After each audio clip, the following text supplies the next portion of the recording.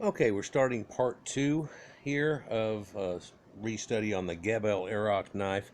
If you're coming to this part and haven't seen part one, if you go to the very end of this, you click in the top left-hand corner and it'll be part one and go back again. We're going to roll the boat back just a hair so I can reiterate where we're at and then tell you something or a story about it here. So they're talking about trade relations that were going on well before this period. In fact, something also doesn't look like trade relations, and it's perhaps what built in the advancement of Nakata 2 and what's shown there. And if you look at the ancient Sumerian stonemasons and things, it's possibly when you put two together, you get four. In fact, sometimes it multiplies. Well, what's 2 times 2? That's still 4, so it's a okay. Anyhow, guys, so we have that situation going on here, and they tell you that it's very well looked at upon, but it could have been by sea or across land as well. In fact, the showing here, the showing that are in some of the ancient or early Nakata tombs that they find that are just round pits and so on, kind of before the Mastaba period, really. But the kings get mastabas and so on going on. There's a few exceptions and built into the mountain of Anubis type situation, which leads to a whole nother connection, by the way. But then I guess the connection and one of the little fireworks here I want to try to start off with in the second part here is somebody made the connection, not me, that the plug cylinders that come out whenever they do that core drilling of a tube, you know what I'm talking about, and they pop those pieces out, now they have those cores and all those lines, and those lines are perfectly da-da-da. I have nothing to do with that. I have nothing to do with most of this. I stand on the back of giants. But one thing I was kind of asking the question of before I ever heard it was, you know, those Sumerian cylinder seals that look exactly like those plugs, only somebody carved extra into them in this bas relief that looks just like this Gebel Arak knife and all kinds of stuff. You know, those could be a lot older than they even are and passed down or so situations and made, but then who's making all these plugs and where's all that come from? And hey, these people must have a core kind of drill thing going on, and then you hear people talking about it in Egypt and stuff, and this they had a bunch of more shit going on than they people try to talk about, and they don't want to try to get through that and a lot of ooh parts. In fact, nowadays it's starting to become commonplace to talk a lot more about the ooh parts and try to figure out more.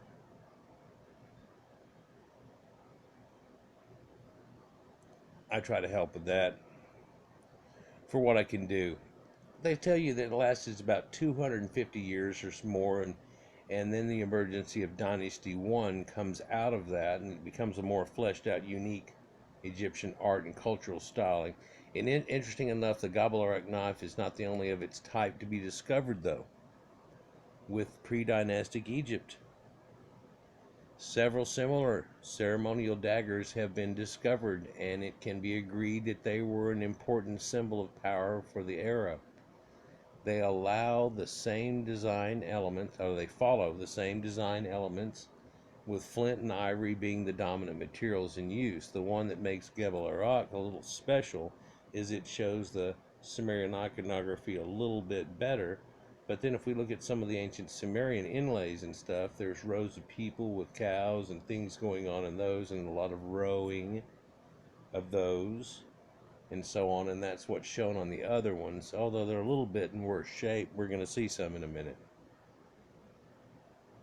One of the finest of those discoveries, coming close to eclipsing the majestic Gebel Arak knife, is simply named the ritual knife, and this item was unearthed by a French archaeologist called Jean-Jacques de Morgan during the 19th century in a tomb at the Abu Zaidan location near the ancient Egyptian town of Edfu. Currently displayed in the Brooklyn Museum, this knife has stunning attention to detail. The handle, made from elephant ivory, is completely covered by intricate carved animals. There's 227 of them. If you look at this handle here, it looks like there's almost cuneiform or something on there. If you zoom in real damn good, and I'll try to do it in here in a minute for you without making it all woo, and you'll be able to tell what they're talking about. They're arranged in 10 separate rows. The jaw-dropping intricacy tells us that many hours went into its creation by highly skilled artisans of the era that didn't have a magnifying glass, guys, or jeweler's thing or anything going on. And so now we take a look, and even though this is intricate as hell, you can't make it out quite. But I've seen pictures where you can tell some of these things are a little bit longer necked, and people have said, well, they're just stretching over this, or man, you try to cut them in that small. But there are different types of animals here, and they found that you can even see the little horns on them. Even though they're so small, you can see the little horns on them, and all kinds of interactions and slightly different little poses. It's not like cut out, cut out, cut out necessarily. And walking along, and different type of animals here, more like cattle walking all along. But then there's felines here behind a cow, behind a feline, behind a cow. Something looks like a hippo, but he ain't fat enough. But kind of. So let's go back out and see if I can get to the right view. No. Wow, it totally freaked out.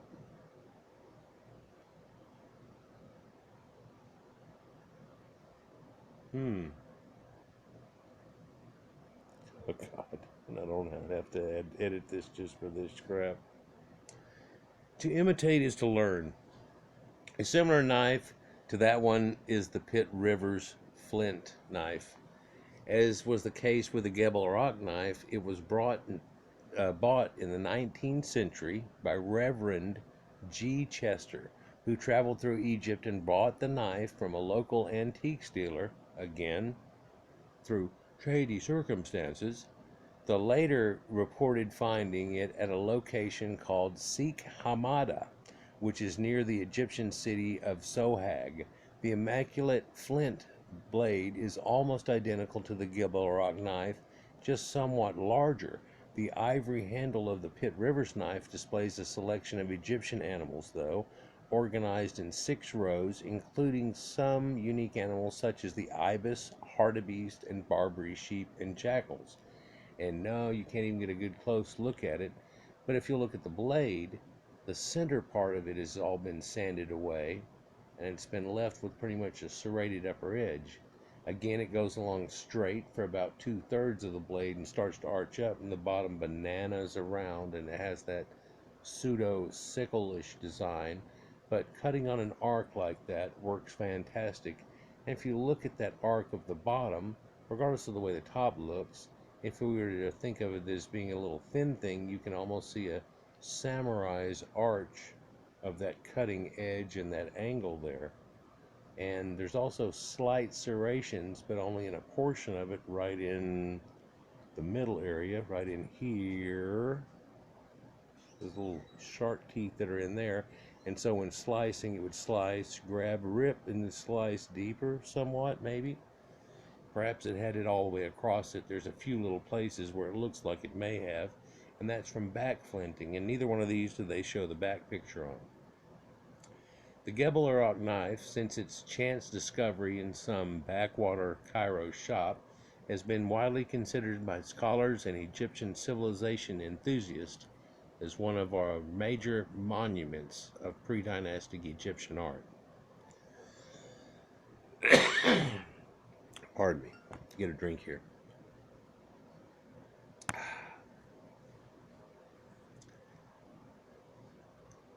Intricate, immaculate, and highly influential, this knife is an important insight into pre-dynastic development, a great important thing in a phase when written texts do not exist.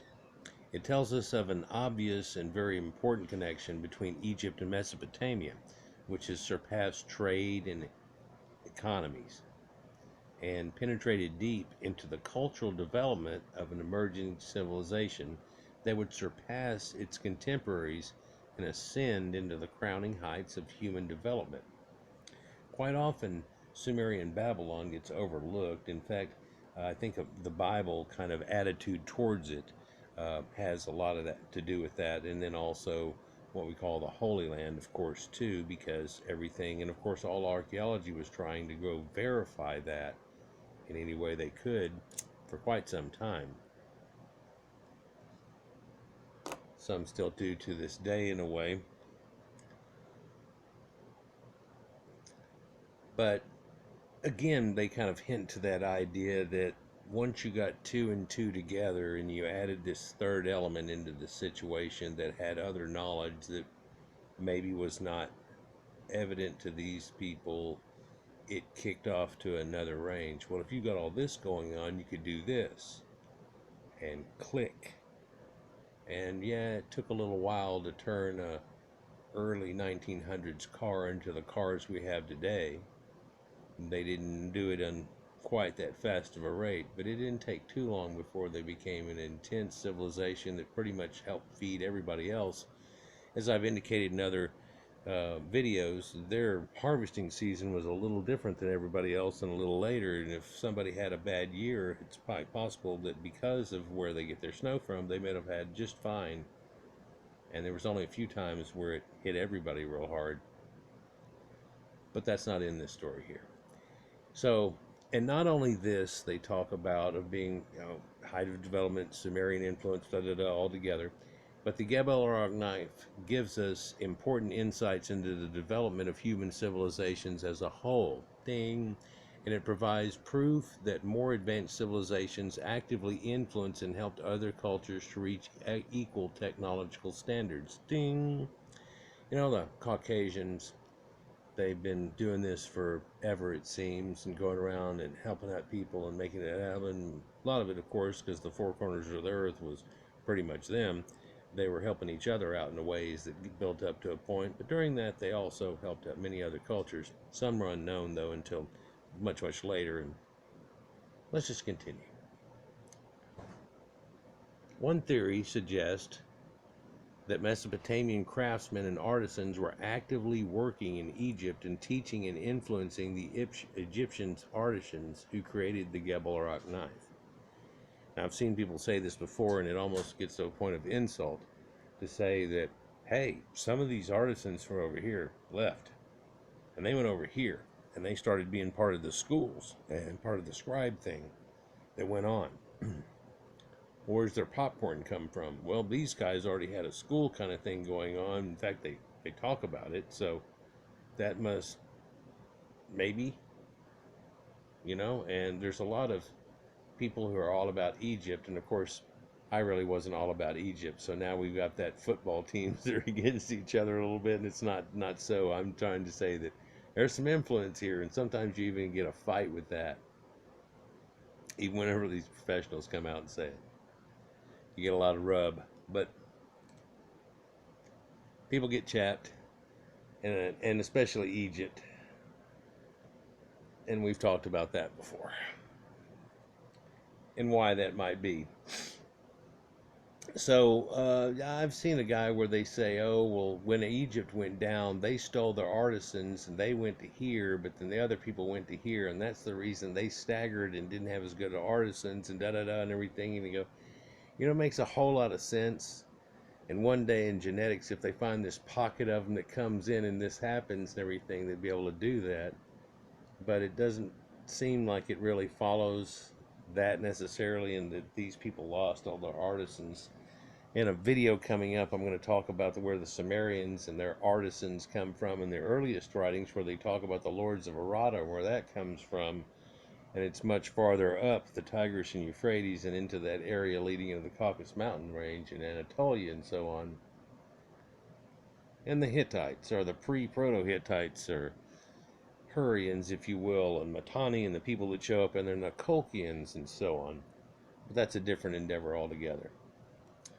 But to accept and imitate the art style of more advanced builders is a sure path towards great achievements. And the later emerging Egypt certainly showed this, picking up and writing and many other important technologies from the Mesopotamians, only to evolve it into a unique identity that would later on show no traces of their distant prehistoric roots and kind of wash it away and influence of their neighbors. This demonstrates how the people near the Nile were always destined for important deeds. And it's kind of written into their story and stuff somewhat, and they talk about it, but people think that's just sticking at your chest and having bravado, right? Oh, and the Bible doesn't like that. People had bravado. Oh, you stuck at your chest. Guess what happens? Oh, you stuck at your chest. Guess what happens? Well, nobody wants to be the weasel that pops it up if there's a weasel popping head game going on.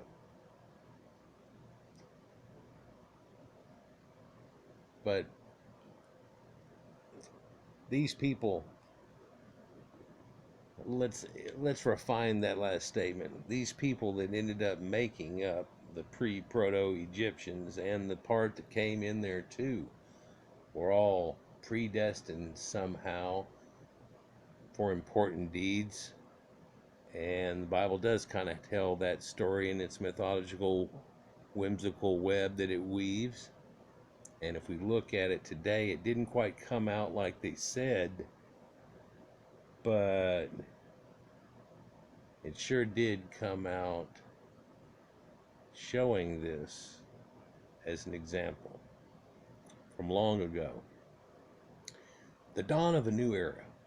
The pre-dynastic period of Egypt's long history remains an enigmatic period, but even so, it has provided some crucial details on how one of the world's finest civilizations developed, step by step, century by century, and to be under direct influence from the human civilizational progenitors, such as the Mesopotamians, certainly helped place the inhabitants of the Nile's fertile valley into a success-bound trajectory. It's as simple as they might have helped to bring them, like, okay, you're waiting for it to all burp over and everything, but if you cut little notches and do these things, then you can direct about how much it's going to. Do y'all have a deal that says how high it usually gets and everything? Well, not really, but we look at these banks here because it usually gets up. Okay, why don't we put a little scale there and do this little thing? And everybody cuts their thing. Well, how do we know? This is how you know about how high above. Let me help you out. Oh, and sacred geometry forms here, people and stuff, but and it works with irrigations and relaying out land, just like the Sumerians used to. Every time it flooded their plains, and they had to restatue it where everybody's thing was and where everybody's plot was and where it goes, and doing that over and over and over again. Practice makes perfect. You start making perfect squares, perfect circles. It didn't take too long before things like that really shows up. And in fact, we find that even back way before this time, double its time from us, there is sacred geometry already in the point of elder sites like Göbekli Tepe. And there's another video coming out about that for somebody who's made more connections. I can't get there and make measurements and do stuff. There's no way to make any enough accurate measurements to do things for any way, shape, or form, but other guys have access to the programs that twist the stars back in the day and lines up and things, and they can take and line it up and see where it lines up. And also these structures, while they're doing all that, people have noticed that these structures, they have sacred geometry in relation to each other. And in fact, the whole thing is inside of a circle, and so it makes almost this flower of life kind of thing, but they're not all overlapping and everything, but it's kind of big circle around the whole thing. It's not off by much too, and they make these computations that people are starting to describe as another sacred geometry type of number or an elder one, and we'll get into that too. So gonna zip back up here real quick,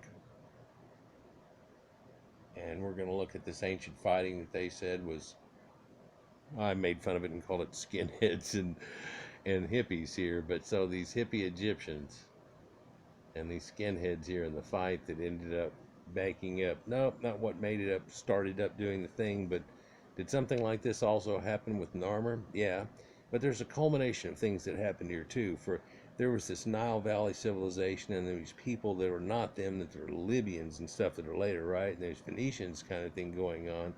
But there's a blending from the Nile Delta, but there's these ancient people here, and of course there's these Horners that have been there for a while too, and that kind of leads you to believe that probably had the connections to these people and the ancient gods of old and this flooded out land, the thing, and just kind of starts to make sense how these stories keep re-echoing. And there's certain echoes they find here, and one important one that they don't mention in this one is the one that I keep mentioning is Journey album cover used to have this, hey, it's got the the flying sun disc on it, but so did Ahura Mazda. But wait, who else does? The ancient Sumerians from way back when. There's connections with these ancient people. They're sun worshippers and the children of the sun.